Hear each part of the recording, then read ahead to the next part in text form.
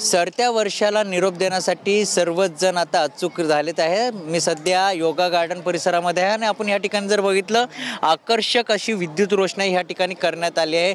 मोठ्या प्रमाणात नागरिक या ठिकाणी येत आहे, सेल्फी काढत आहे, सेल्फी पॉइंट बनवला आहेत। आपल्या कुटुंबासह आपल्या फॅमिली सोबत या ठिकाणी आता पर्यटक असतील, नागरिक असतील, आता ह्या ठिकाणी येण्यास सुरुवात केली आहे। कारण की आजची शेवटचं रात्र आणि शेवटचा दिवस आहे आणि त्या शेवटच्या दिवसाला निरोप देण्यासाठी या ठिकाणी हे नागरिक येत आहेत। मोठ्या प्रमाणात ह्या गार्डन परिसरात पोलिसांचा देखील बंदोबस्त लावण्यात आला आहे आणि ह्याच संबंधित जाणून घेण्यासाठी आपल्यासोबत सहाय्यक पोलीस निरीक्षक सुधीर यादव आहेत। सर, काय सांगाल, कशा प्रकारचा बंदोबस्त या ठिकाणी लावला आणि काय काय कारवाई केली जाणार आहे? या ठिकाणी दररोज साधारण 12 ते 15 हजार नागरिक सहकुटुंब येत असतात।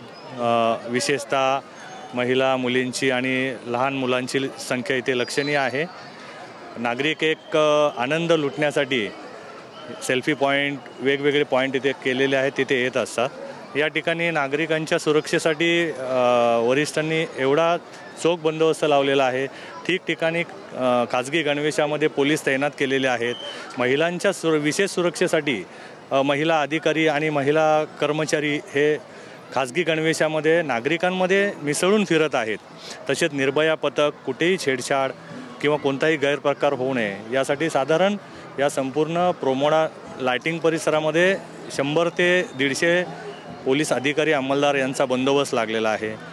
इव्हन बाहेर पार्किंग या सर्व गोष्टींसाठी संपूर्ण नियोजन केलेलं आहे। आपण बघितलं ड्रिंक ड्राईव्हच्या केसेस वाढत आहेत, त्यासाठी कोणत्या भागामध्ये नाकाबंदी असेल किंवा कशी प्रकारची कारवाई केली जाणार आहे? ड्रंकन ड्रायव्हिंगचं विशेष अभियान राबवण्यासाठी वरिष्ठांनी आम्हाला पूर्णपणे असे आदेश दिलेले आहेत। प्रत्येक ठिकाणी आवश्यक त्या ठिकाणी मोठ्या प्रमाणात नाकाबंदीचं आयोजन केलेलं आहे। त्या ठिकाणी ब्रेथ ॲनालायझर टेस्ट वेगवेगळ्या पद्धतीने, कुठेही अंधाराची ठिकाणे, निर्जन मनुष्य वस्तीची ठिकाणे, अशा ठिकाणी पोलिसांची विशेष गस्त आहे। तसेच सर्व नाकाबंदी पॉईंटला ड्रंक अँड ड्राईव्हवर विशेष लक्ष केंद्रित करून कठोर कारवाई करण्याचे वरिष्ठ अधिकाऱ्यांनी आम्हाला आदेश दिलेले आहेत। त्याप्रमाणे ठिकठिकाणी आता नाकाबंदी सुरू झालेली आहे। नक्कीच हे होते आपल्यासोबत सहाय्यक पोलीस निरीक्षक सुधीर। ह्या गार्डन परिसरामध्ये बघितलं तर खाजगी पोलीस देखील ह्यामध्ये जे नागरिक येतात सेल्फी पॉईंट करतात त्यात मिसळून ते देखील त्या ठिकाणी आहे आणि 100हून अधिक पोलीस ह्या ठिकाणी तैनात असल्याची माहिती यादव सरांनी दिली आहे। कॅमेरामन सुधीर संतोषसह मयुरेश जाधव, TV9 मराठी, बांद्रा।